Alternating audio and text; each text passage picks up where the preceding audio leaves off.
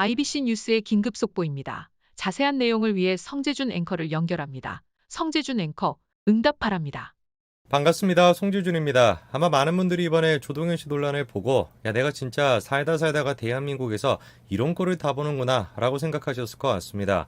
불과 몇 년 전까지만 하더라도 해외 토픽으로 접할 법한 얘기가 영미권도 아니고 프랑스 이런 나라에서 벌어질 법한 얘기가 대한민국에서 벌어졌죠. 조동현 씨 논란이 터진 지도 거의 일주일 가까이 시간이 지났습니다. 그 사이에도 송일 같은 사람은 계속해서 얘기를 했었죠. 야 사생활이 뭐가 문제가 되는 것이냐, 정치인이 정치를 한다라고 하는데 뭔 사생활이 문제가 되냐, 이런 말도 안 되는 뻔뻔한 모습을 보였습니다. 그런데 일주일 정도 시간이 지나고 난 뒤에 이번에 조동현 씨 측에서 놀라운 반전 이야기를 꺼내들었는데요. 한번 봐야 되겠습니다. 전 국민을 충격에 빠뜨렸던 혼외자 사건, 사상 초유의 사건이라고 할 만한 이 사건에 어떤 식의 반전이 있다라는 것인지 같이 한번 보시죠. 이번에 더불어민주당의 임재영에 빌어 조동현 씨 논란은 정말 엄청난 충격이었습니다. 남편에게 혼외자라고 하는 사실을 숨기고 아이를 키우게끔 했다. 상상도 할 수 없는 일이죠. 사실 저는 안민석이가 나서가지고 이런 얘기를 할 때 야 저 얘기가 진짜가 맞나 보다 이렇게 생각했습니다. 그리고 혹시나가 역시나였습니다. 법원에 기록이 있는 것뿐만 아니라 군 내부 관계자의 증언까지도 나왔죠. 제일 처음에 그러니까 더불어민주당이 싸구려 586시 정치 선동을 하려고 했습니다. 사생활 논란 그거 자체가 사실이 아니다, 이런 식으로 국민들을 선동하려고 했죠. 근데 이거는 빼도 박도 못하는 거예요. 법원 기록이 있는 것이고 증언까지도 있는 것이고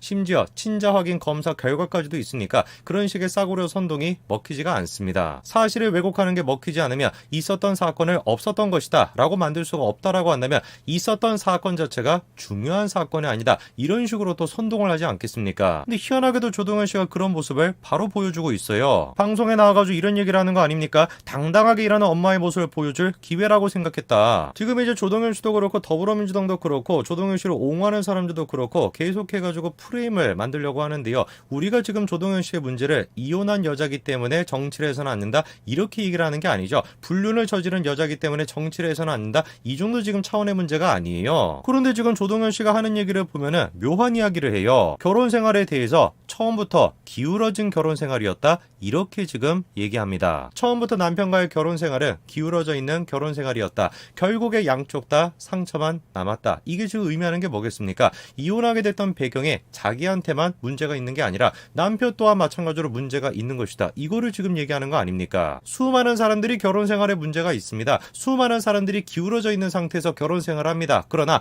그렇다라 해서 수많은 사람들이 혼외자를 낳지도 않고 혼외자라고 하는 사실을 남편에게 숨기지도 않습니다. 놀랍게도 그런데 그런 생각에 동조하는 사람들이 있습니다. 조동원 교수가 도대체 뭘 잘못한 것인지, 무엇에 사과를 해야 되는지 조금도 이해할 수가 없다. 그러면서 국민들에게 성인은 못 되더라도 괴물은 되지 말자, 이렇게 얘기합니다. 저는 정말 정의당 국회의원이라고 하는 장혜영 씨가 저런 얘기를 하는 것을 보고 오만정이 다 떨어졌습니다. 어떻게 정의당이라고 하는 사람이 저런 얘기를 할 수가 있습니까? 자신들이 지금 추구하고 있는 정의라고 하는 것은 철저하게 남성은 배제한 채 여성에게만 해당되는 정의입니까? 여성이라고 하는 조동현 씨, 그 차원에서만 문제를 보지 말고 상식적으로 남편의 입장을 조금이라도 생각해 보자고요. 조동현 씨가 남편에게 아프간 파병을 권유했다고 합니다. 그리고 난 다음에 2개월 있다가 둘째 아들을 출생하게 되었고 저 아들이 이제 혼외자였던 거죠. 아들이 출생하고 난 뒤에 실제로 남편은 아프간으로 파병을 갑니다. 그리고 6개월 정도의 시간이 지나고 난 뒤에 조동현 씨가 남편에게 이혼 통보를 했다는 거죠. 그렇게 파병에서 돌아오고 난 뒤에도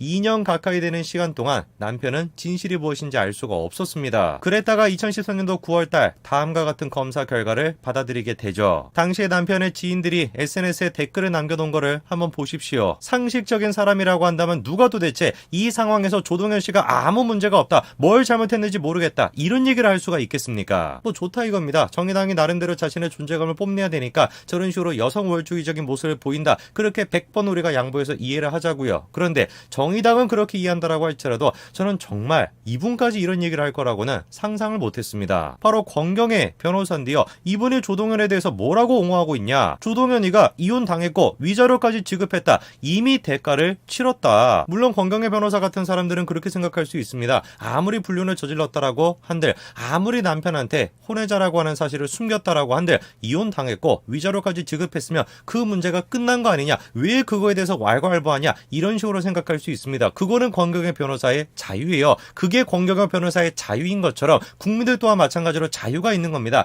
아무리 우리가 상식적으로 생각해 생각해 보더라도 정치인이 되겠다라고 하는 사람이, 공동선대위원장이 되겠다라고 하는 사람이 혼외자라고 하는 사실을 숨기고 불륜을 저질렀다, 도저히 그거를 못 받아들이겠다라고 하는 것도 국민들의 자유입니다. 그런데 그거에 대해서 권경의 변호사가 이렇게 얘기를 해요. 여자친구에게 아이를 지우게 하고 처벌 두는 남자도 수두룩하다, 이런 얘기를 하는 거죠. 재차 그러면서 무슨 얘기를 합니까? 조동현이가 사과를 한 거를 놓고서 가부장제, 머리를 혼자 치받고 피를 철철 흘리면서 패퇴한 것인가? 이제 우리가 조동현에는 그만 놓아주자. 강용석이가 했던 추잡한 짓은 기억해두고, 이렇게 얘기합니다. 제가 너무 감수성이 없어가지고 그런지는 모르겠습니다만 저는 도저히 저런 얘기가 이해가 되지 않습니다. 조동현 개인의 문제를 우리가 지금 비판하고 있는데 왜 도대체 가부장제 이런 얘기가 나와야 되는 것이고, 남성은 말이야 이런 것이지, 이런 얘기가 왜 나오는지 제가 도저히 이해가 안 됩니다. 정의당이 됐건 권경의 변호사가 됐건 제가 딱 한 가지만 말씀을 드릴까요? 지금 논란이 되고 있는 저 시기, 저게 지금 2011년도 그때 당시 아닙니까? 그때만 하더라도 뭐가 범죄였습니까? 2015년도 전까지만 하더라도 그게 범죄였습니다. 범죄. 도저히 말도 안 되는 상황이 대한민국에서 지속이 되고 있습니다. 그렇게 일주일 정도 시간이 지났습니다. 그랬더니